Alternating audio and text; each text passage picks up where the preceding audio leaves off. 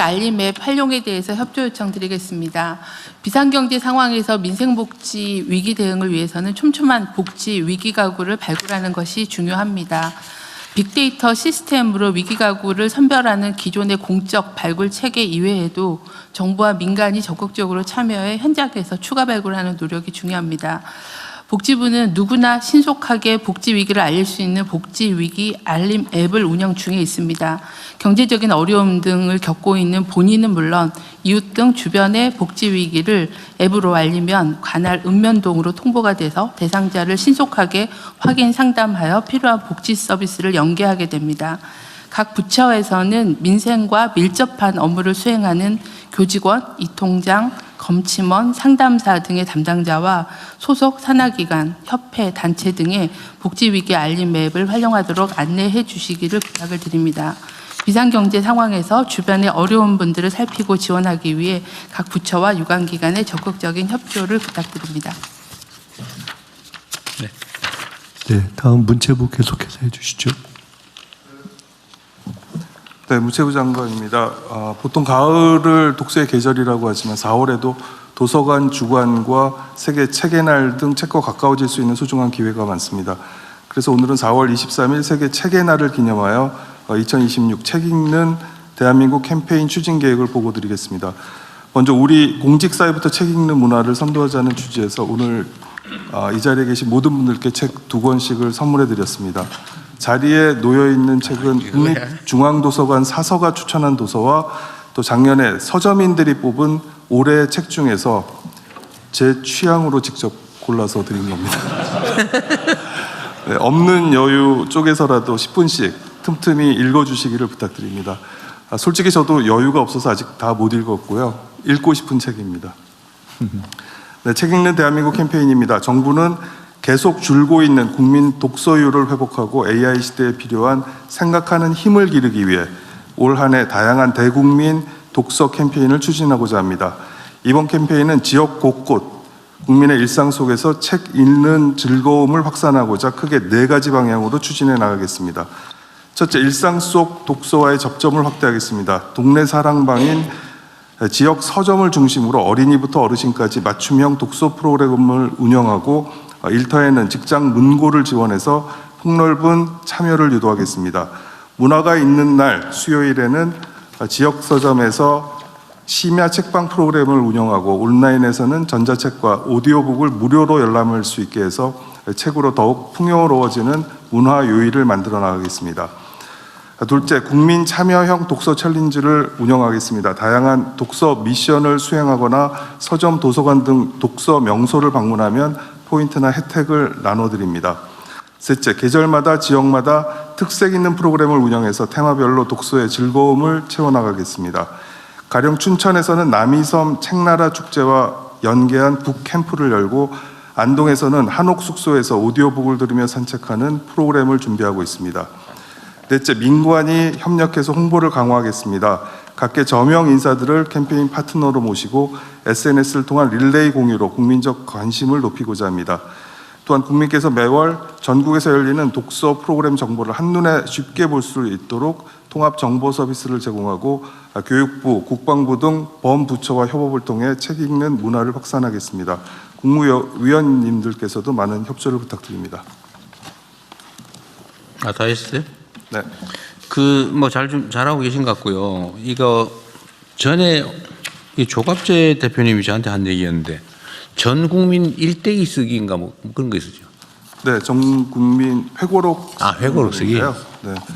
그거는 지금 민간에서 주도적으로 한 100인의 어떤 단체들이 모여서요. 개인과 단체가 3월 말에 전 국민 회고록 쓰기 운동 발족 본부를 발족했습니다. 어쨌든 하긴 하고 있어요. 그거 되게 재밌는 아이디어 같아서. 네, 민간이 주도해서 지금 진행을 하고 있습니다. 우리 국민들의 개인의 일대기도 사실은 엄청난 역사잖아, 그죠?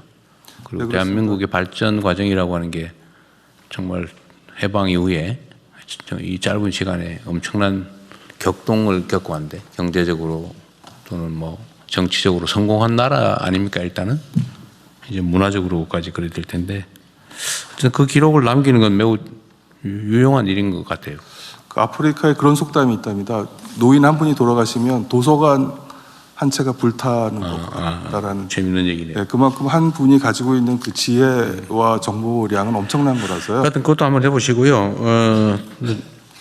그 조갑재 대표님이 저한테 몇 번 얘기한 건데, 그 지역 서점들이 사라지고 있는데, 전에 한번 제가 공공도서관 도서 공급권을 지역 서점 연합 같은 데다가 맡기자. 그게 15%인가가 그냥 계약만 해주면 15%인가가 남지 않아요? 그래서 지금 공공도서관이나 학교 도서관에 그 구매할 때 지역 서점을 우선적으로 할 수 있도록. 학교도 그렇고, 그다음에 학교도 지방정부 공공도서관. 공공기관들이 가지고 있는 도서관에서 네. 살 때는 네. 해당 지역에 있는 서점 연합회 뭐 이런 네, 맞습니다. 걸 협동조합을 만들어서 입찰이 아니라 수의계약 해주면 되잖아요. 근데 그러려면 규정 개정이 좀 필요한데 그 준비 누가 하고 있어요? 네, 지금 지방 정부와 그 교육청에서 조례를 바꾸는 작업도 있고요. 또 하나는 뭐 조례 뭐 그냥 법으로 바꿔주면 되지. 행안부랑 같이 하고 있는 거는 일단 수의계약 지침을 바꿔주면 돼요. 네, 지방계약 예규를 개정하는 작업을 하고 있습니다. 예, 그래서 그거 바꾸고 1억 원 미만이면 지역 서점만 참여하고 수 있고 1억 원 이상이면 지역 서점은 1점의 가산점을 주고 뭐 이런 형태로 좀 혜택을 부여해서 지역 서점들이 적극적으로 참여할 수 있도록. 근데 뭐 왜 그걸 1억으로 제한해요? 그 웬만한 저 공공도서관은 연간 뭐 몇십억씩 몇 억씩 되는데. 아니요. 1억 미만일 경우에는 수의 계약이어서 지역만 참여할 수 있고요. 1억 이상이면 공동 입찰제인데 그게 아니 서점은 책 공급은 입찰이 의미가 없는 게요. 네, 그게 정가 대비 저기 공급 가격이 딱 정해져 있잖아. 정해져 있습니다. 그럼 뭘 입찰을 해? 그 자재? 자격 심사를 자격? 하는 뭐 자격이 뭐야? 그 책 공급한 서점하고 계약해서 우리 도서관이 뭐저 땡땡책 몇 권, 땡땡책 몇 권 필요하다 이러면 그거 해당 서점에 연락해가지고 땡땡 몇 개 해주세요 이거 하는 건데 가격도 딱 15% 정해져 있고. 근데 뭔 입찰을 하지? 출신 가지고 하나? 아니면 나이 가지고 하나? 뭘로 해? 그래서 이상하다는 거예요. 근데 그 뻔한 걸 뭘 그렇게 무슨 엄청난 기술이 필요하거나 혁신이 필요한 것도 아닌데 해당 지역 서점한테 주면 해당 지역 서점들이 좀 살아날 거 아닌가요? 네, 그렇게 하도록 지금. 지금 업자들이 전국에 그 입찰 시스템 만들어놓고 또 집에 앉아가 맨날 요거만 하고 있다니까. 거의 추첨에 비슷하기 때문에. 그게 뭔 입찰이에요? 대통령님 교육부입니다. 앞에 있습니다. 예. 죄송합니다. 교육부, 예. 아까 잠깐 말씀하셨던 그 자서전 쓰기 같은 거 관련해서요. 사실은 그 많은 학교에서 그 초등학교 고학년이나 중학교 정도 사원에서는 부모님 이야기 혹은 할아버지 이야기를 쭉 듣고 그걸 정리하는 그런 프로그램 하는 경우도 있고요. 특히 그 문체부 장관님이 책도 주셨고 그랬는데 그 학교에서 그 2026 책 읽는 대한민국 캠페인 홍보는 역시 실천이 학교에서 되는 것이 가장 중요하다고 생각합니다. 네, 학교에서 잘 하십시오. 네, 교육부에서 하고 있는 일을 잠깐만 소개해 드릴게요. 아니 잠깐만, 근데 그 얘기는 좀 이따 하고. 일단 독서, 독후감, 뭐 독서곤장 이런 거는 기본적으로 해야 될 일이고요. 네네. 그 서점 얘기, 지금 지역의 서점들이 다 사라지고 있는데 네. 이게 행안부 소관일 건데요? 지금 그 규정은 행안부에서요 지방계약법에 지침을 개정해 달라는 문체부 개정하는데 개정 내용이 이게 이제 국무위원들끼리 부처 간에 토론을 해봐야 되는데 1억 이상 그 웬만한 도서관들은 보통 한 10억, 20억씩 사고요 연간. 그런데 그거를 1억까지로 제한할 이유가 뭐가 있냐 그거를. 그 또 뭐 어떤 문제가 있냐면 연간 잘라서 계약하는 게 현행 규정상 안 되게 돼 있더라고. 예, 그러니까 뭐 다달이 계약을 할 수도 있는데 묶어서 분기별로 한다든지 전반 상하방에 한다든지. 예. 그러니까 그걸 금액 제한을 해놓으니까 그렇게 된 거예요. 그 근본적으로 지역 협동조합이 그걸 사회적 기업으로 하게 되면 돈벌이로 완전히 하면 안 되고 예를 들면 그거를 해당 지역의 서점들이 좀 살아남거나 그런데 유용하게 지금 서점이 다 사라지잖아요. 책 살 데가 없어요. 인터넷으로 안 사면 책 못 사 지금은. 그래 되면 안 되잖아요. 예를 들면 서점에 가면 책도 좀 앉아서 읽어보고 또 사람들끼리 모여서 독서 토론도 좀 하고 이럴 수 있는 공간을 만들어줘야 되는데 그걸 예산으로 지원하는 것도 쉽지 않고 하니까 그렇게 하고 싶은 사람들이 많아요. 서점 하는 사람들 중에.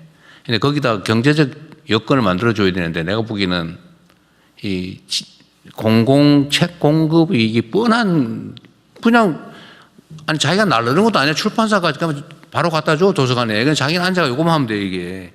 계약만 하면 된다고요. 그걸 15% 자기가 가지더라고. 근데 그거를 왜 업자들한테 그걸 막 남겨놓냐. 그럴 필요가 없지 않냐 내 말은. 해당 시군구별로 하든지 뭐 해당 지역 서점 주인들 협동조합 만들어서 거기서 하면 꽤 많이 남아요 그게. 네.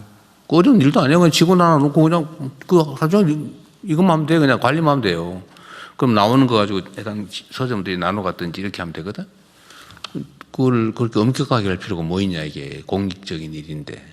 네, 대통령 말씀하신 그 방향으로 다시 점검을 하겠습니다. 네. 그러니까 이것도 우리 장관님 착하시잖아. 그 아마 이거 기한하니까 내부에서 그 아까 회색이 쫙 힘을 썼을 거야. 네? 근데 이거 우리 장관님한테 맡긴 빨간색 의견 들어야지. 지역 서점들 불러가지고 모아가지고 얘기를 들었어야죠. 그럼 그 사람들이 또 빨간색을 쫙 주입하잖아. 그 빨간색, 회색 전쟁을 해가지고 빨간색을 몸에 주입을 해야지. 근데 이게 자칫하면 행정하다 보면 진짜 이런 데 많이 빠진다니까요. 진짜 논리가 그럴듯해 아주. 그 잘못된 것도 아니고 당연히 그렇게 할 수도 있고 그게 또 바람직한 경우도 있는데 우리는 혁신을 해야 되잖아요. 더 나은 상황을 만들려면 기존의 것을 바꿔야 돼. 기존의 것들이 잘못된 게 아닌 경우가 많아요. 새로운 것들은 사실 좀 두렵고 걱정되고. 그런데도 잘 점검해서 해야 그게 사회가 발전하죠. 네. 지금 이것도 내가 지금 몇 번째 얘기하는 거예요. 왜냐하면 이게 상징적인 의미가 있어서 그래요. 뭐 안 된다는 이유가 많아. 하다 보면 뭐 이래서 안 되고 또 다음에 요거 해결해 놓고 다음에 또 저래서 안 되고 또 다음에 또 이래서 안 되고 막 하다가 나중에 지쳐가지고 그래 네 마음대로 해라 이렇게 되거든. 근데 그러면 안 된다고. 그러면 변하지 않아요. 네. 더 깊게 살펴서 그리고 하겠습니다. 요새는 왜 신춘문예나 뭐 이런 게 왜 없어요? 신춘문예 있습니다. 있는데 있고요. 활성화가 안 돼 있는 건가? 경우는 응모작이 오히려 늘었습니다. 예전. 늘었어요? 근데 이거를 다 민간에다 맡겨놓잖아요. 예를 들면 국가 단위의 권위 있는 뭐 이런 기회? 이런 거는 문제인가? 그렇게 하면 안 되는 거예요? 일단 지금은 뭐 신문사 또는 뭐 문학 관련된 잡지사 이쪽 중심으로 지금 그런 거 할 때 옛날에는 그냥 자체적으로 다 알아서 했잖아요. 국가 재정이 네. 부족할 때는. 다른 나라는 어떨지 모르겠는데 그런데 좀 권위도 부여하고 후원도 실제로 너무 많이 하면 또 난립하면 또 문제긴 한데 딱 정해가지고 그것도 뭐 엄정하게 선발해가지고 거기다 예를 들면 상금이나 예산 지원을 일부 해준다든지 뭐 이런 것도 고려해 볼 필요가 있지 않을까요? 지금 민간에다 맡겨놓은 거 내가 보기엔 출판 사업이 지금 완전 사양 산업 됐어요. 망하고 있어 지금.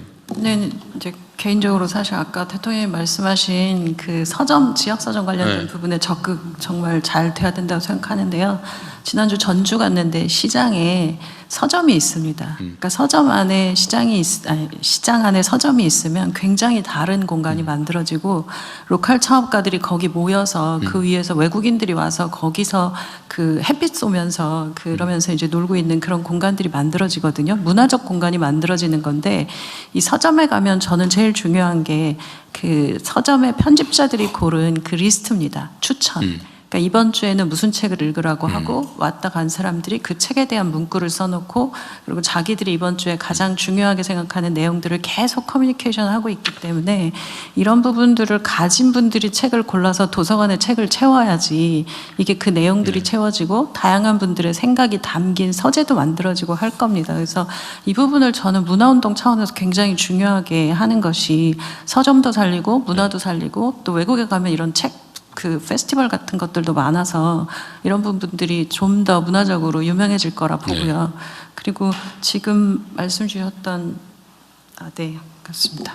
그 저 한강 작가 같은 경우는 자기를 이렇게 드러내고 뭐 이런 거 싫어하던데 내 보니까. 그러나 그 국가적 자산이잖아요. 예를 들면 한강 작가 이름을 좀 빌린다면 좀 그렇고 그 선발전이나 뭐 이런 것도 좀 해볼 만하지 않아요? 뭐 독후감전을 한번 하든지 창작전을 하든지. 그 지원을 하는 데 있어서 저는 이제 나라가 문학상을 만들거나 이런 거는 안 되지만 그 번역을 해서 간다거나 하는 데 있어서 굉장히 많은 어려움들을 겪거든요. 사실 한강 작가 번역했던 그 번역가 때문에 그 굉장히 기여가 컸고 거기에 대해서 국가가 얼마만큼의 번역비를 더 체계적으로 지원해 줄 거냐라고 하는 그런 차원의 좀 프로그램들 그리고 상이 한번 만들어지고 나면 이 상을 계속 유지하기 위해서 문학 출판사나 이런 데들이 굉장히 어려워합니다. 그래서 이것에 대한 네. 지원을 그냥 계속 하는 체계를 만들어. 그러니까 그것도 해야 되고 어떤 문화체육관광부가 원래 문화 이게 일이 제일 많아요. 네. 지금 그 스토리 발굴이 정말 중요해져서요. 네. 하나의 스토리가 만들어지면 계속 다른 분야로 뭐 웹툰이든 그렇죠. 영화든 드라마든 계속 펼쳐지고 있기 때문에 그런 것의 원천적인 어떤 의미로서의 이런 신춘문예나 혹은 네. 스토리 발굴은 계속 지금 활성화되고 있습니다. 하여튼 국내에 예를 들면 창작 뭐 선발전이랄까 하여튼 이런 게 옛날에는 눈에 많이 띄었는데 지금 눈에 잘 안 띄고 뭐 다른 이유가 있겠죠. 그런 것들도 좀 키워야 될 것 같고 아까 한성수 장관 말씀하신 것처럼 통 번역 작업 이거 지원 예산이 일부 있긴 있을 건데 저번에 한번 얘기했었죠. 부분은 계속 늘리고 있고요. 네, 좀 늘려야 된다는 거고. 번역 대학원도 이번에 만들 네. 준비를 하고 있습니다. 지역 사전 문제는 다시 한번 정리를 해서 보고를 한번 해주세요. 네, 그렇게 하겠습니다. 빨리 해야지. 내가 지금 작년 여름에 얘기한 것 같은데. 네.